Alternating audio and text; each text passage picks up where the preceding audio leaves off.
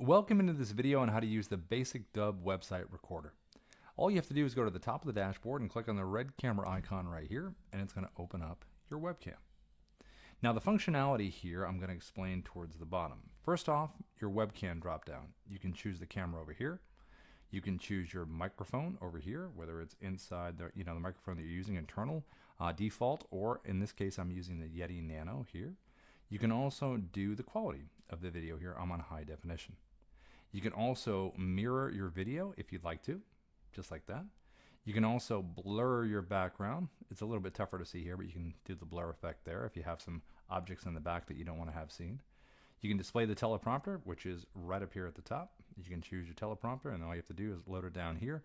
We have a full training on teleprompters, but that's where it drops down right there. And then you also have a virtual background, where if you check the virtual background, you can come down to your photos. You can drag and upload videos into this, upload screenshots into this library area here, select what you want, and then you have it directly behind you. So that would be your virtual background. And you can also, if you want to, with the virtual background, you have an edge blur right over here where you can bring it all the way down or you can move it all the way up. I like to keep my edge blur all the way down. And you also have this little directional right over here where you can zoom yourself in, back yourself off if you want to frame it.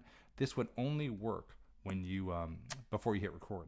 Now when you do hit record, you're gonna have a 3, 2, 1 countdown, and you're gonna record your video just like this, and then you have the ability to pause this video if you want to, resume it. You also can delete it. It will always ask you, are you sure? And if you want to save this video into the Dubb platform, it's going to be the blue check mark right here, and as soon as you hit this, it's going to save it into the Dubb platform. That's going to bring you to the Dubb video edit page, and we have a whole nother training on what's available on the Dubb video edit page. And that's how you use the basic website recorder.